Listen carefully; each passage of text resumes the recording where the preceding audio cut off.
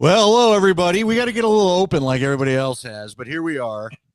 Oh, you got the fancy hat on. Ellie's there. We got the Guinness hat on, and away we go. I just got done walking the neighborhood. It's that time of year where we're so close. We're getting it near done again. I love it. I love it. You can breathe. You can late nights, all that stuff. So You get spring allergies or fall? I don't I don't really get either. Knock on wood. You're gonna hex me. I don't really get either. My son has them really bad, but yeah. So I know a lot of people that have them and they're just so miserable you can't stand it. So for anybody that does have that, I apologize. I know that sucks, but no. How about you? You're okay, aren't you? I was horrible in the Midwest and when I lived in Georgia, but I've been pretty good here. Every once in a while slips in there, but not bad. Well, I'll tell you this, and I we tried what you had given us last fall, get the local honey and the bees and the pollen and all that stuff, and away you go. So we did do that. So my son's been trying that. But anyway, all right. So catch me up. Caught a little of the first period. Caught the first goal. I'm recording the Avs game. Have you been watching it? Last I Yep. checked, they're up 3-1 before I came to set all this up. So 3-1, they're in their second intermission. Give me a kiss. See you later. Love you. 3-1, second intermission. I will say this. Bye, Ellie. The Chushkin makes a whole lot of difference. You and I were saying it. You said you watched that first period. I mean, he's in front of the net on both of them, right? I don't know if he got credited with the deflection on the first one. The second one was a jam back into the corner of the net. Taves had a great shot for the third goal. Went right between the arm of the goalie. But all I could think about was you on those first two goals going, well, that's what you miss. That's what you miss two playoffs in a row with early exits and how important Nichushkin is to this team. And look, I'm not telling you Brock Nelson's the same player, but we got to deal in reality. If something were to happen again, right? If something were to happen again, Brock Nelson, I think, can bring a little of what that is. Now, again, Nichushkin's one of one, and we've all learned that. But at least with the guys you traded for, and I'm forgetting the other guy, the other big winger they got from Boston. I'm having Cole. Right. Look, you got size now. That's the bottom line. You got size, so good for them. Well, Happy to see it. And you brought a defenseman that almost scored tonight too. Lindgren is. Hey, I'm glad you brought him up. Lindgren, you got to re-sign him. Lindgren is this year's Manson. He's the Manson from 2 years ago. He's still got plenty of game left, and you got to re-sign him, in my opinion. Yeah. So. Oh, listen, it looks right now, and I don't know, and here might be a good question tonight. When do you judge this trade? I mean, obviously, if you go on to win a Stanley Cup right now, you got to judge the trade immediately and say home run. It felt like with maybe a little bit of bigger names, but it felt like the move before they won the Stanley Cup. I mean, they made some moves. They all tended to work. They all gelled well, and they go on to win a Stanley Cup. Listen, I think they're dangerous, man. I think they're good. I think even when they don't play great, there's so much deeper and better that you can have the second line off and the third line is going to pick them up. The starters off, the second line is going to pick them up. And listen, you and I talked about it today. Landeskog's coming back. I don't think there's any doubt in my mind, and I don't know what that means when he gets out there and bodies get to touch him and everything else. But dude, that's going to be a lift. And I told D-Mac today, that first time he skates on the ice in Ball Arena, that lid's going to blow off that arena.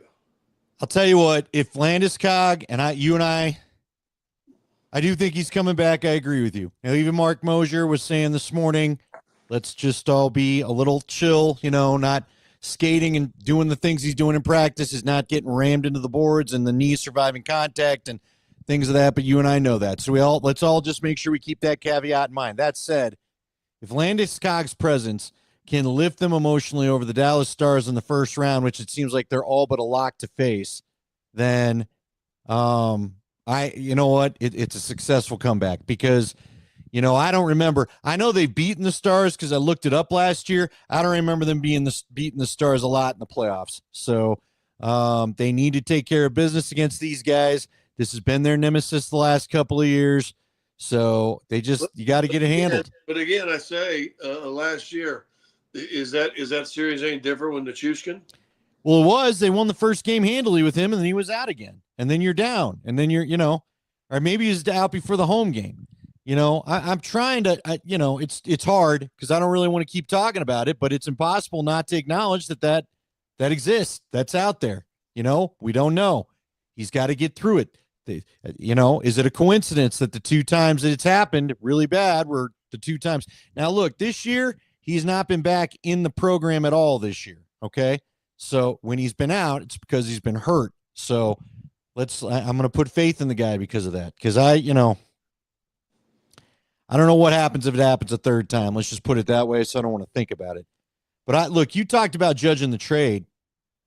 I think it's a successful trade because you had the guts to move on from a star player for more flexibility. And so even if Brock Nelson leaves, which I hope he doesn't, I don't think he wants to, even if you were to lose, why can I not remember for the life of me the second guy they got that was a Bruin and a Wild? Anyway, the one with all the playoff experience. Look, man, the bottom line is you did what you had to do to have payroll flexibility. You did what you had to do to have a deeper team, And look, the elephant in the room is I think the Nuggets are going to be stuck making these same decisions come summer. Period. Well, about 4 years ago, I said I felt like the Nugs and the Avs were on a parallel train track, but the Nuggets were about a year behind them. And being prophetic, like I guess I am, Avalanche went on and won a cup. Denver got knocked out in the second, or that might have been the year they got the injuries and lost to Golden State. And then 1 year later, the Nuggets win a championship. And it's been feeling like that again to me, with the Avs. And again, we talked about Nichushkin being missing, but it just felt like there was just the chemistry was off these last two playoff runs, and a lot of that could have been Nichushkin. All of a sudden you got a buddy, and all of a sudden he's not there, and he's in rehab for the second time. First time in Seattle, second time, you're kind of like, things are going to be off, and right. In a whole bunch of bodies. And I've said this on the podcast before, including switching out two goaltenders, which is just that might be as brilliant of a move as anything because the goaltending is fantastic. But I'm not so sure that, however this season ends, and again, we'll talk about it, but the Joker's healthy. Murray's playing like we want Murray to play here in these last handful of games. Those two guys are going to give you a shot. Right. They're going to give you a chance. Porter has not been hitting the threes over the last 3 weeks or so consistently. If he can get back to where he's giving you 3 for 7, 4 for 9, something like that. He was 1 for 10 last night. He goes 4 for 10, and they probably win that game. Well, yeah, I kind of also wondered just what his presence would have done in the middle, frankly. Yeah. What would his presence have done for them in the middle? Would it have been a little bit harder for them to just drive the whole time? Now I know that Jamal talked about the fact we don't take anything away from the teams that are, we don't figure out what the teams do good and then take it away. What do you think? What do they need to do? Get healthy. One. They got to get Joker right. I'm hoping he comes back against Milwaukee tomorrow, but I don't know. Just saw where Dame Lillard may be out for the rest of the year. They found a blood clot in his. Yikes. So, maybe they say, do we rest one more day? I don't know. But you got a game Wednesday, game Friday, and then you don't play again until Tuesday. And then you play it back to back. Yeah. How about playing Wednesday instead of Tuesday, Wednesday, you idiots? But listen, I don't. Their bench is no good. And Andy, you and I, and people can go back and look at all the archive things we've talked about. We've talked about it since November that the bench, they got to figure out something for the bench. In fact, I think there's times I said you got to have Strother's got to grow up faster than he bigger than a second year player.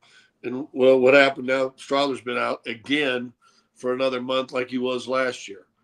So their bench, Peyton Watson has come back and played after he got hurt. He was out a month.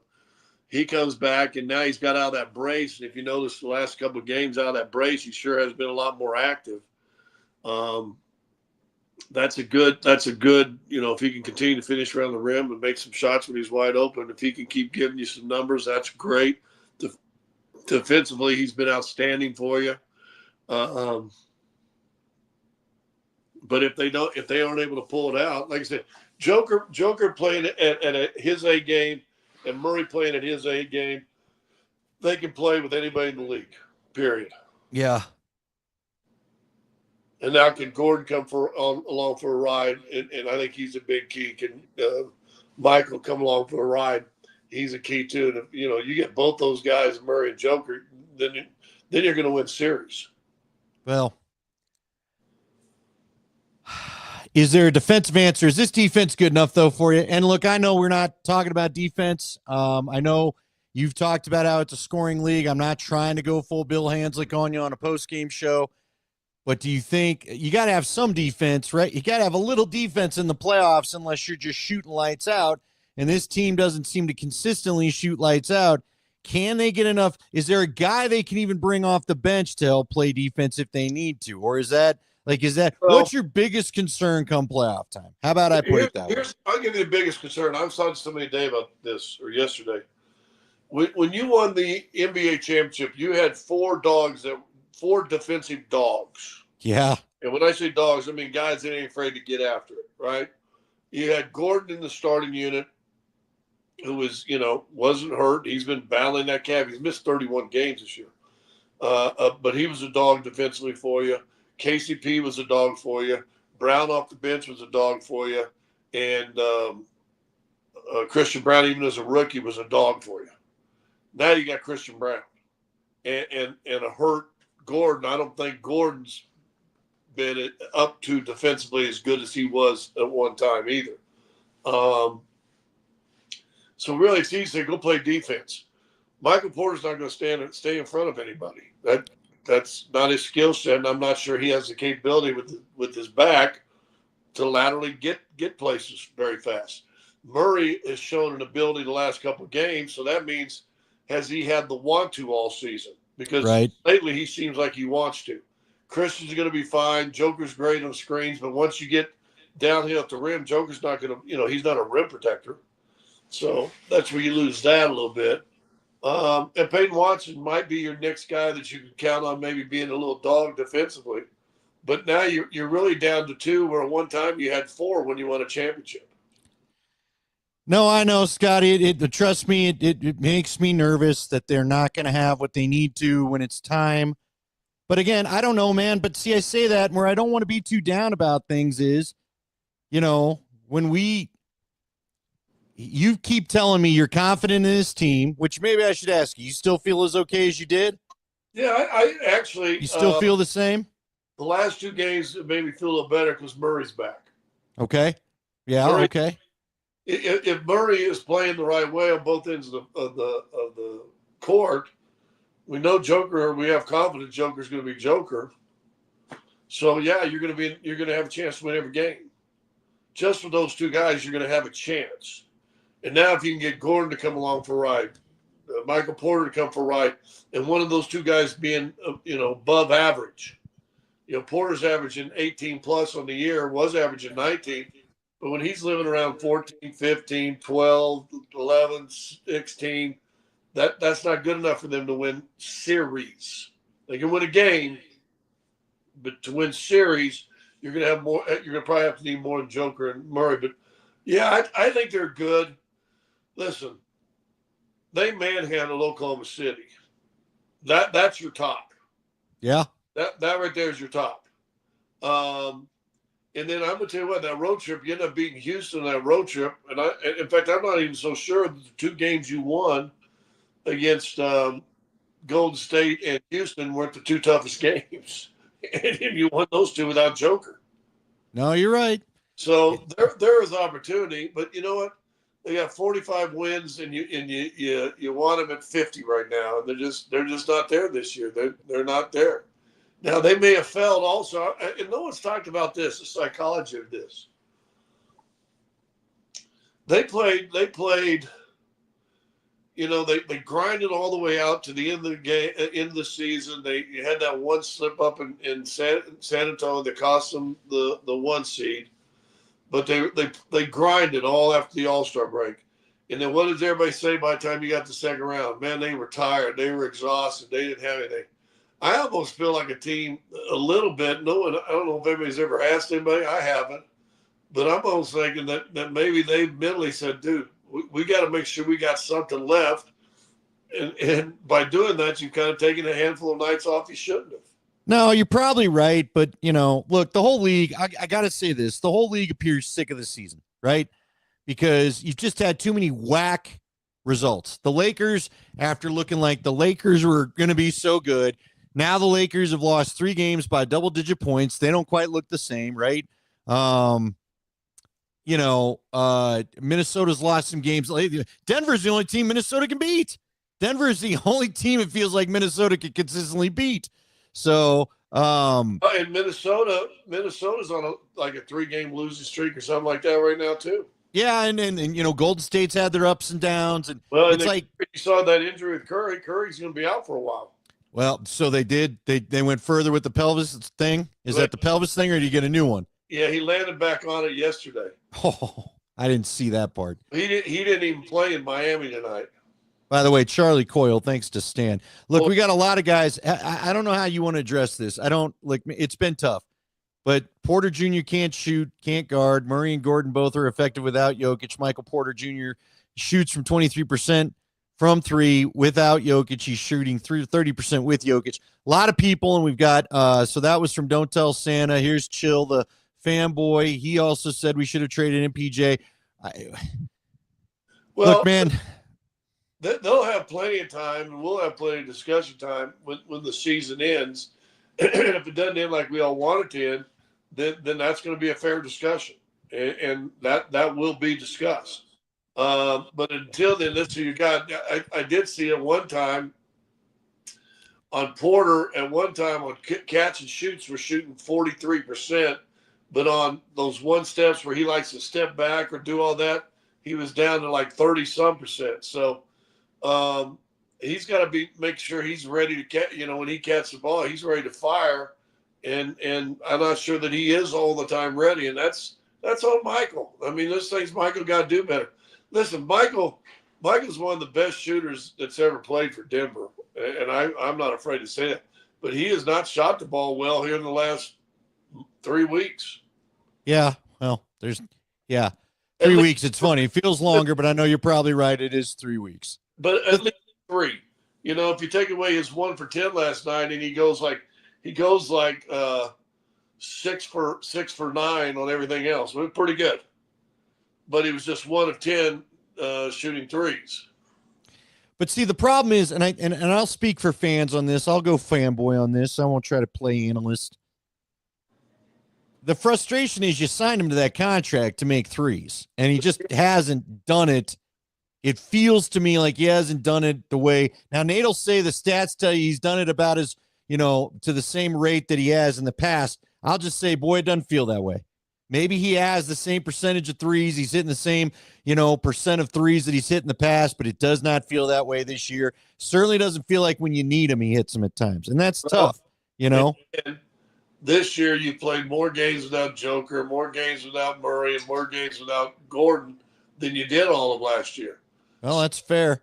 So now, he may be shooting the same rate, but this is where, we need you to step up a little more. And listen, maybe part of it he's putting too much pressure on himself, and he gets a little tight.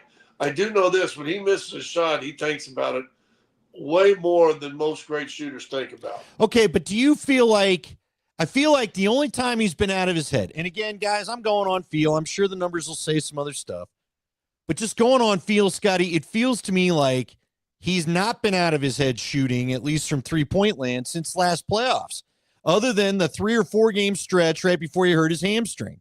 Well, before that he missed games, he was shooting 43%. So I mean that's It's good. I know. that's pretty good. But since then, I think the one texter guy is right. I think it's down in the 20s. Well, and it's just, it's Dude, does anybody remember when I used to get on him pretty hard? And yeah, I know. But I never told you were wrong. I never got on you about getting on him. Everybody was killing me for saying that, and now it's like, oh, well, maybe you were right. And I'm saying, listen, I got a new perspective on it. I told you, I talked to somebody within the organization, and this was before he started shooting poorly. And they say he's got to do this, whatever. He goes, Scott, it's a miracle. And he used that word. He said, Scott, it's a miracle he's even playing. He said, guys don't have that injury and the operations he's had, and even think about playing at this level. What he's doing is a medical miracle, what this guy said. So I realized from that he's never going to be quick side to side, just doesn't have the push. I don't think he has the lift he once had, when he was younger. I talked to, actually, it was Christian Brown's dad down in Oklahoma City. He said, I saw him all during his AAU. He said, you should have seen this guy. The lift he had, I mean, he rose up on jumpers. He said he was dunking on people all the time. He said he was just amazing. And the injury, I think, has affected him. He's had to alter his game for that. And I think also he puts pressure on himself that he's got to be that guy to knock down threes. And last night when he didn't, I think he took to heart that he struggled and hurt the team. This kind of sums up the frustration, though. I think and here's where it's funny. Natalia says Gordon and Murray both are capable of being number one options. Porter's getting paid that much to be to step up, I think, is what she meant to write. But it does go back to the contract. I do think when a lot of people get frustrated, it's not like if he had Aaron Gordon's contract, I don't think anybody care, right? But the fact you can't trade for anybody. They're very similar. Well, but I mean, Aaron's got, what's he getting, 90 versus the 240? He just signed a 3-year contract. I think they're both in the 30s. Yeah, but I mean, Gordon's tops out at 90, and I thought Porter ended up making 240. No. That's Murray. What is Michael making? 180? I think he's making between 32 and 36. Well, dude, I don't know what's going on. By the way, folks, thanks for sticking with us. I don't know what's going on. Some of the different social medias are making it tough to watch. The numbers are reflecting a little bit, so we're glad you found us. Here's what I'll tell you too. Well, the Avs game's still going. And I've always said this: if Michael's your best shooter on your team, and you depend on Michael to be that 3-point shooter for you, and he's shooting the way he's shot lately, I don't care if he makes $30 million or he makes $2 million. You're disappointed on how he's shooting, and the pressure shouldn't be any different if he's your best shooter on your team. So that's the whole thing. Listen, I think he'll turn it around. He's too good of a shooter. The form's too good. I can't believe that we don't see here in the next week or so just a really blow-up game for Michael Porter. All right, does he need to rest? Nate gave him credit for being available. He's played a lot of games. He hasn't had a sit-out period. Does he need some rest? Are you worried that he's hurt at all? If he needs a rest, it might be more just to get out of his head. Okay. All right. Nate put that out there today. And so who knows? I you know what? It's fair. Now, I don't know. I asked Nate this. I'll ask you. How many games, like at what point do you just shut it all down? I know you said on your show today you want to see them win 50. And I know D-Max said none of the seeding cares. I wouldn't go quite that far. I do think staying top 4 would be good. But if you could get through these next 4 or 5 games and know you won't slip before 4, do you start resting dudes, even though because you stay out of the play and you get the week, but like, do you start rotating who gets a couple nights off? Do you think about that to avoid the second round fatigue or whatever? Because Well, you guys, I didn't realize it until you pointed it out, and I don't want to go on the schedule rant because we've done that a bunch, and you're absolutely right. But it is absolutely dumb that they're about to go home away, home away, home away here in a couple weeks. it's the idiotic. I'm telling you, whoever is in charge of NBA scheduling, and this goes from everybody. I talked to Bill Winnington yesterday. He's with Chicago, the Chicago radio, and he goes, Scott, and he's a little younger than me. He goes, this has been the craziest travel I've ever been around in my life. So they're saying the same thing in Chicago. So whoever does the travel thing is probably been restricted because of that little play-in tournament. But whoever did the travel thing probably needs reassigned. Sure. But with that being said, no one's going to argue with you. Who would you rest? Would you think about resting guys, or have they missed enough time as a whole together that they need to play? Well, your last two a day is Tuesday, Wednesday, I think, or back to back. Right. And they're both here. You got Minnesota, then the Spurs. Yeah, and then you got in between games all the rest of the way, although you travel, which always sucks too. You know what? I think you just read the feel of the team. I think you probably keep Gordon out of that back-to-back game. Just keep protecting on him. If there's a game that you think that maybe Michael could take a game off just to give him a little rest, fine. I think Joker's going to come back chomping at the bit when he comes back. I don't think he looked like he was last night arguing with the refs. Dude, he got up in his street clothes and was over on the sideline having a major discussion with the official. Yeah, I love that dude so much. He's ready to go. Yeah, it's I was just curious because to me, you make sure you're top four, whatever happens. Obviously, you'd like to be top two, and two isn't unrealistic. But what's funny is, and there was a nice chance on the power play. What's funny is Nate was saying today, looking at the probability numbers. The probability numbers favor Denver to be third, but guess who they got being sixth? Who? Minnesota. Like the one matchup I could do with avoiding this year is Minnesota. So they're just missing some passes. It sucks. And I feel like I'm getting my shoulders out of socket, pat myself on the back, but I said before, I said they built Minnesota to beat Denver and to match up with Denver. They didn't build them to beat anybody else, and that's why if you look, man, they struggle against absolutely everybody else. Oh, I know. They've been up and down this whole time. Up and down the whole time. It's just ridiculous. Oh, this Avs power play sometimes, and I know it's, look, you don't want to complain. Oh, there's this one. Oh, there it is. There it is. Am I ahead of you again? They've had three whiffs on this one power play. They're down to 18 seconds. McKinnon's taking it the full way. It's about to happen. Over to McKinnon. Boy, they had the goalie so far out of position about 3 or 4 times. It's not even funny. Well, so McKinnon whiffed on one, almost leads to a breakaway the other way, and then he gets it back and comes, and they had some opportunities. But again, Machushkin's sitting there playing in front of the freaking net. McKinnon actually broke his stick on that power play. Oh, everybody, like 3 guys broke sticks. Nate just tried to shoot it, broke the stick, it rolled up his. So let's readdress this real quick for Shane.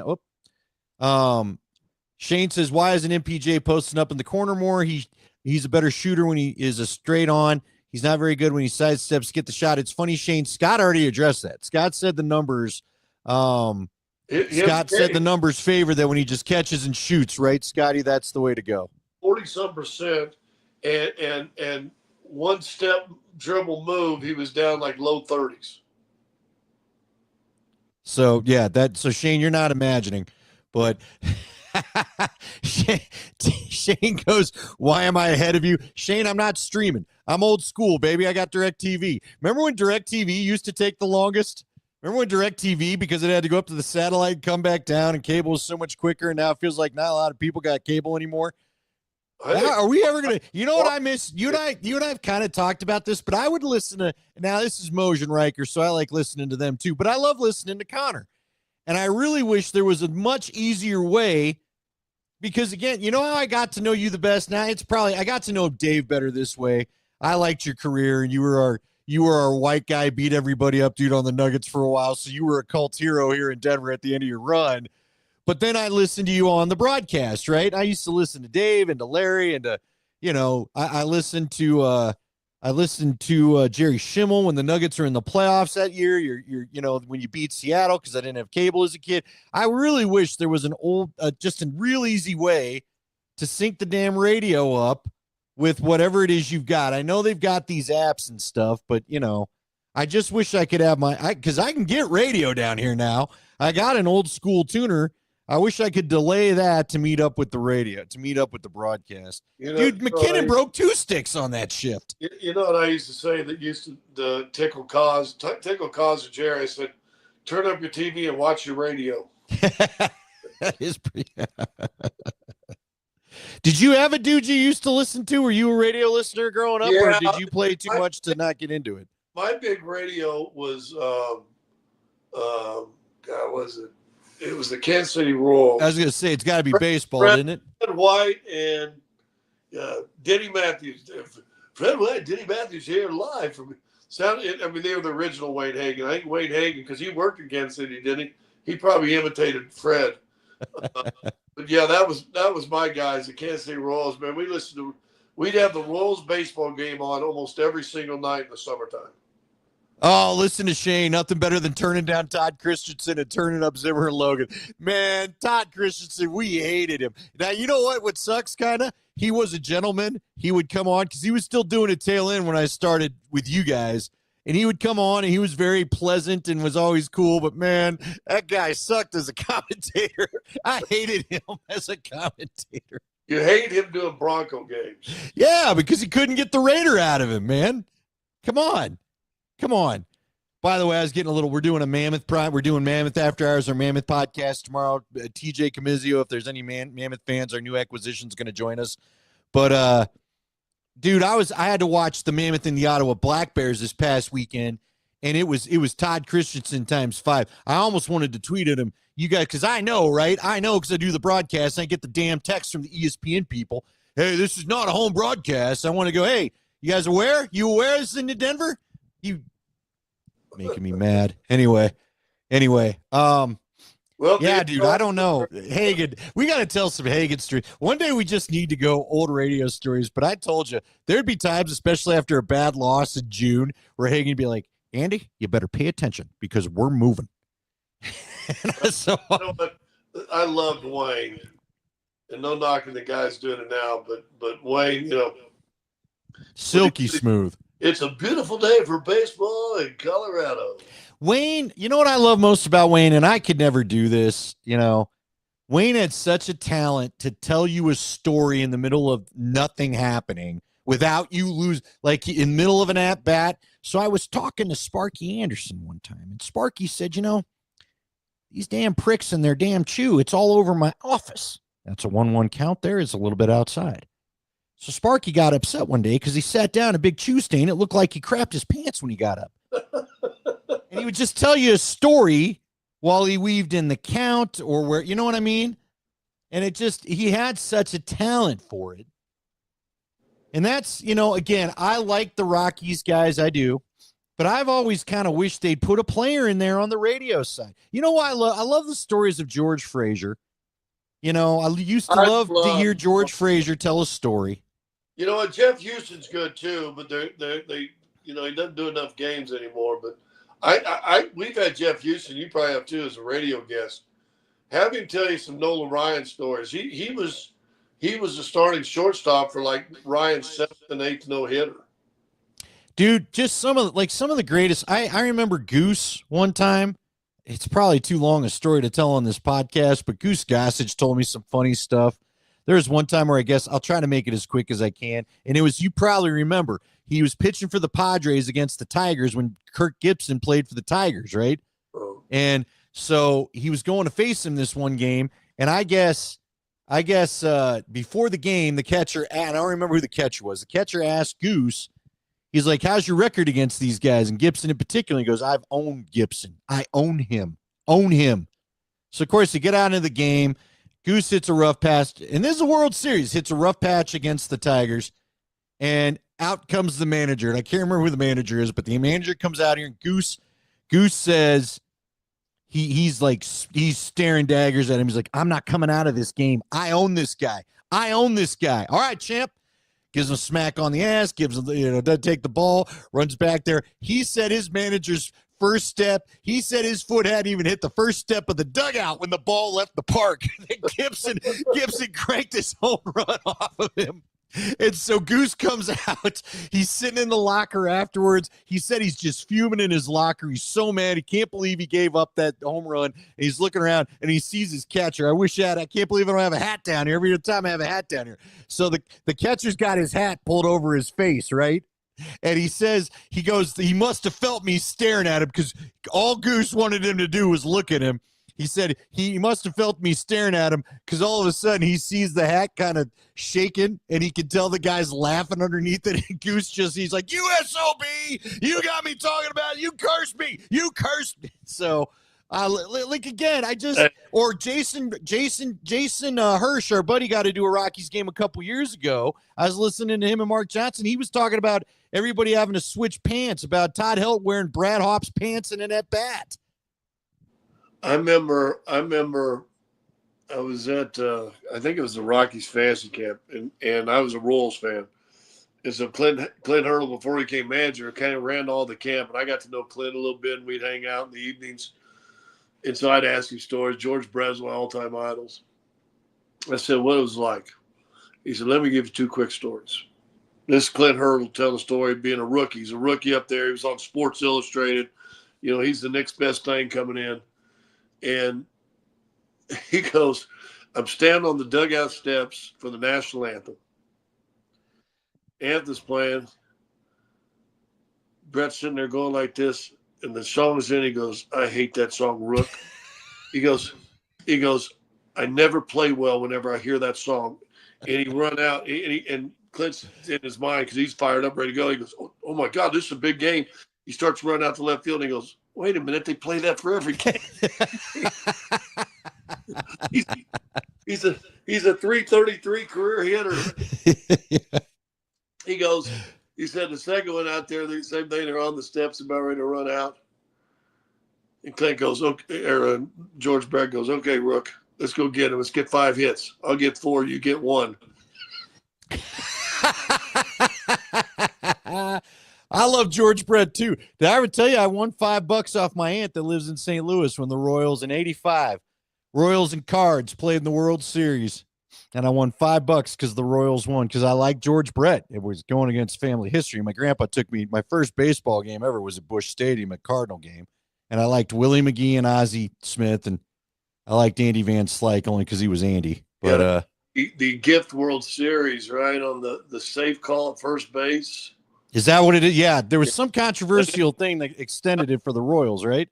They called a runner safe, and then they went on and won the game. He was out, and I think it would have been the third out. And then they just go out and just crush him in Game 7. Beat Handahar, who was, I don't know if he won Cy Young that year, but he was a Cy Young candidate. Did you have a batter that you tried to emulate the when I was a kid, batting stance of? When I was a kid growing up, that's all we did. Yeah. We would emulate, Joe Morgan, little flip down there. We do, we did them all. We imitated Carlton Fisk's home run. We did somebody used to swing their bat before they do something like this. We do that. Breakaway. Yep. Did you ever do Quisenberry? The submarine pitcher? We used to do the submarine pitching all the time. There wasn't a kid that grew up in Kansas that was playing Little League, Babe Ruth, or Legion that didn't try to pitch the ball underhand like that. Wasn't the guy. All right, so Nate and I are doing a kiss, marry, kill for draft people. We'll slip in a little Bronco talk. Don't get out of the way so that Between the Pipes guys can start to get ready. But so far, here's my kiss, marry, kill for today. All right, for draft people I've heard about. I'm gonna kiss the edge rusher, and I'm forgetting his name now. There's an edge rusher out of A&M. that if he were to fall to the Broncos, now Nate said his production wasn't great, but people are comparing his skill set to Von Miller. So I'd be intrigued by that. Player worked out pretty good for you. Yeah. I'm telling you, I'll marry that safety, Imanwara, out of South Carolina. I don't care that they've signed these other guys. You don't pass on young studs. And if he's the best athlete and player available at that time, I take him. The guy I'm going to kill, the guy I want to get rid of, I don't want to hear about Colston anymore. Colston Loveland. So, Leggy, this is important for you to remember. Leggy told us yesterday they're going to be looking more for the block first, catch second tight ends now that they got Ingram. And Loveland's he's got a shoulder injury. I don't know, man. Is he the Michigan tight end, right? He's the Michigan guy that I get Noah Fant vibes off it. That's probably not fair to him, but I get Noah Fant vibes off it. Well, so. I'll just say this. If I want a tight end, I like the Penn State guy over the Michigan guy anyway. Well, if Warren falls to 15, you just trade the hell up and go get him. That's what I'd say, but I don't think he'll get there. Reminds me of a Brock Bauer a little bit, to be honest with you. I like the Penn State guy. Hampton, I will marry. Maureen Hampton, the UNC running back. I would love to have him. See, I saw a mock draft today, had him going 10 to the Bears. Well, I saw him going 20 to us. Yeah, there's a bunch saying he'd get to Denver, but if people fall in love with the skill set, then he may be gone. Yeah, I would love to see him. If your tight ends are gone and your running backs are gone that you like for first round, because I think you can probably get a solid one in the second round, then I'll go with that safety. I think he's your best stud athlete. You gonna put your feet out there? We could get a little side money off this sucker. I get a split for looking at the damn things. All right, guys. Now the schedule next week, I want to make sure Raj and Spring have a chance to get their stuff all prettied up. Between the Pipes is coming here real quick, probably about 10 minutes. What do we got next week? I'm trying to remember. What are the games? You got a game Thursday? No, tomorrow? Friday, and then we play back-to-back Tuesday, Wednesday. So do you have to be late on a Tuesday or Wednesday, or we could slide it to Thursday, although I think we go on a road trip Thursday. Yeah, you want to do Monday? Well, we do Monday too. Okay, guys, we'll probably try to do Monday. Yeah, we'll probably try to do Monday. So there you go. But anyway, we're glad you all found us. I don't know what the hell's going on with this thing tonight. But thanks, everybody, for listening and checking in with us. And like I said, we'll get out of the way. Between the Pipes is about to come your way. Listen to Scotty on the Call tomorrow night as they take on Giannis and nobody else. How good was the trade for Netchus? Yeah, it was a good trade. God, that was the Miko one. I like him a whole lot, man. I'm sorry, Miko, for all you Miko Ranton jersey wearing Avs fans, but this Netchus is I like him. Well, what I like, and I'll pat myself on the back now. What I tell you early on, you got to break up him and McKinnon, and since they put Netchus and Nelson and Nichushkin together, it's been a thing, dude. It's been pretty good. So good. Yeah, I think I'm happy you have Netchus, but I think Netchus brings you a little of what McKinnon has, and they don't need to be on the same line. It's great they're on the power play, but they don't need to be on the same line. I like stuff spread out. I think you're deeper. I think you're harder to play, and I wish the damn regular season would end and we could just get to the damn playoffs with people mainly healthy. Although EJ's got a little something, Manson's got a little something, be good to get those guys back. Lindgren's been great. Your goalie trades have been great. Chris McFarland, hands down, needs to be GM of the year. Because I've never seen a guy remake a team in the middle of the season like he did. With trades. Yeah. With no free agents. So I wouldn't disagree with that at all. All right, we got to clear the line there, Bobby. So talk to everybody Monday, and we'll talk to you on the radio tomorrow. Good night. Good night.